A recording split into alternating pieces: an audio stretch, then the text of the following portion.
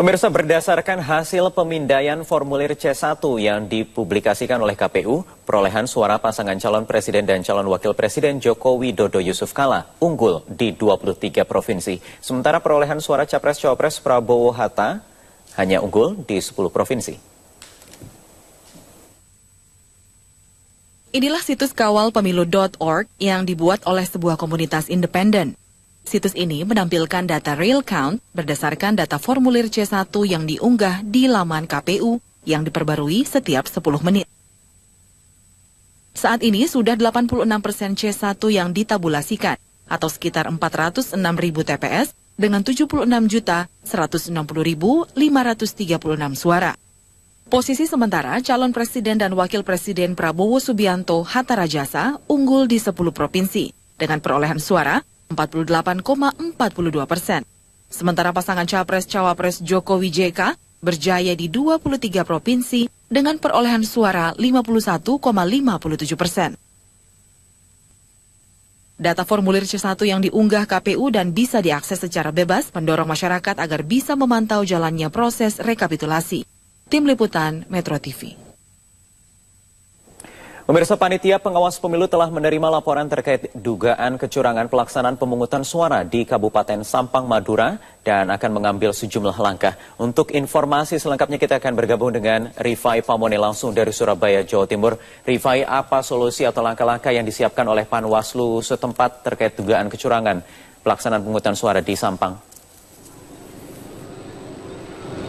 Wahyu, ada beberapa langkah yang akan diambil oleh Badan Pengawas Pemilu Jawa Timur terkait dengan kasus kejanggalan ataupun dugaan kecurangan manipulasi suara pasca Pilpres 9 Juli 2014 yang berlangsung di 17 TPS yang ada di Kecamatan Ketapang, Kabupaten Sampang.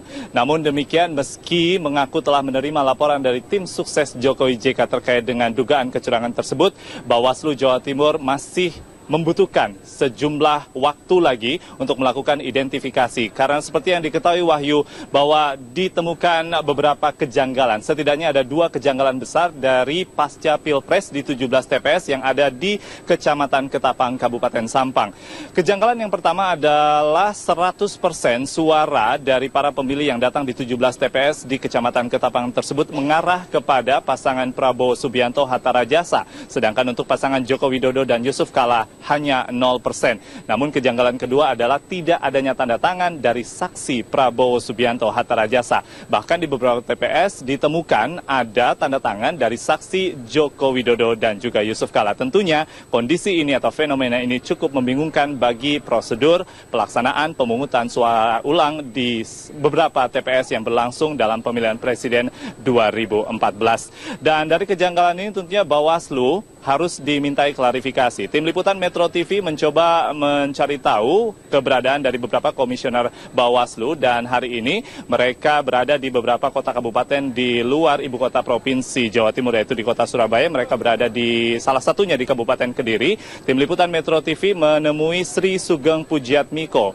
komisioner Bawaslu Jawa Timur, dan mencoba meminta klarifikasi. Kemudian komisioner Bawaslu mengatakan bahwa masih akan melakukan sejumlah identifikasi berupa audit mulai kemarin pada saat laporan masuk dan berakhir hari ini pada Selasa 15 Juli 2014. Audit ini akan dilakukan kepada 2 pihak, yaitu kepada pihak KPPS dan juga kepada pihak saksi Wahyu, di mana kepada KPPS akan mencocokkan data formulir C6 atau undangan dari daftar pemilih tetap, dan kepada pihak saksi akan dikonfirmasi terkait dengan salinan formulir C1 apakah sudah sesuai dengan yang dimiliki oleh penyelenggara pemilu dalam hari ini KPU Jawa Timur. Kemudian dari audit ini nantinya akan diputuskan oleh rapat pleno 3 hal yang dimungkinkan menjadi solusi Wahyu, diantaranya adalah rekapitulasi ulang, ataukah penghitungan suara ulang, ataukah langsung menuju pada pemungutan suara ulang. Dan Wahyu, berikut kami akan menyajikan pernyataan selengkapnya dari Sri Sugeng Pujiatmiko, Komisioner Bawaslu Jawa Timur. Kabupaten Sampang dan teman-teman pengawas pemilu kecamatan dan BPL itu melakukan audit tingkat kehadiran pemilih dan sekaligus mencocokkan formulir C1 dengan formulir C1-nya milik saksi, dan nanti bisa saja kita rekomendasikan untuk membuka kotak suara untuk meng-cross-check C1 yang hologram yang ada di kotak suara.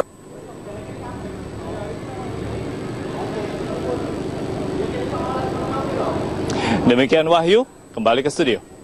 Ya baik, terima kasih Rifai Pamone dari Surabaya, Jawa Timur. Pemirsa, sejumlah tempat pemungutan suara di berbagai daerah hari ini menggelar pemungutan ulang karena adanya pemilih yang mencoblos 2 kali ataupun pemilih ganda di 2 TPS yang berbeda. Pemungutan suara ulang digelar di TPS 3, Kelurahan Pinang Jaya, Bandar Lampung.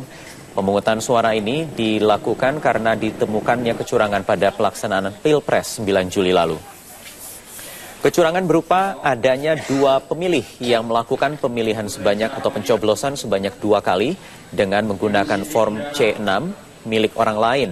Dalam pemungutan suara ulang ini petugas KPPS juga mendatangi pemilih yang tengah sakit dan juga seorang warga lainnya yang sudah renta dan tidak bisa berangkat ke TPS.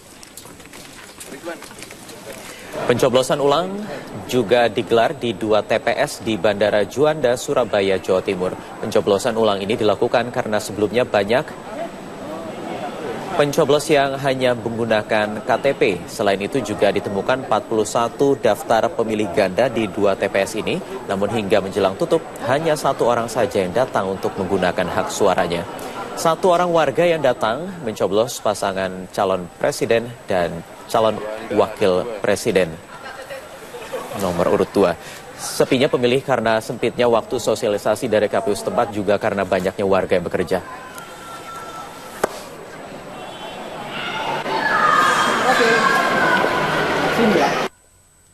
Pemirsa, Lembaga Swadaya Masyarakat Migran Care menduga pemilu di luar negeri dengan sistem drop box dan suara lewat pos rawan kecurangan. Sementara itu KPU mengaku belum menerima secara langsung temuan surat suara yang sudah dilubangi di salah satu pasangan capres-cawapres pada pemilu dengan sistem pos dan drop box di Kuala Lumpur, Malaysia.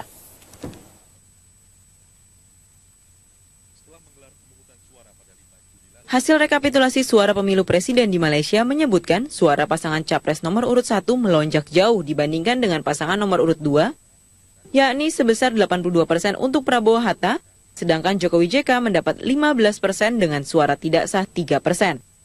Ketua Migran Care Anies Hidayah mencurigai ada kecurangan yang terjadi secara terstruktur untuk mendulang suara salah satu pasangan capres. Ia pun mendesak Bawaslu segera menindaklanjuti temuan tersebut. Gitu. Jadi memang harus diteliti mulai dari penyelenggaranya. Jadi tidak hanya 1-2 kasus, tetapi ini terstruktur. Memang ada indikasi penggunaan penyelenggara negara melalui Dropbox dan pos untuk mendulang suara salah satu capres.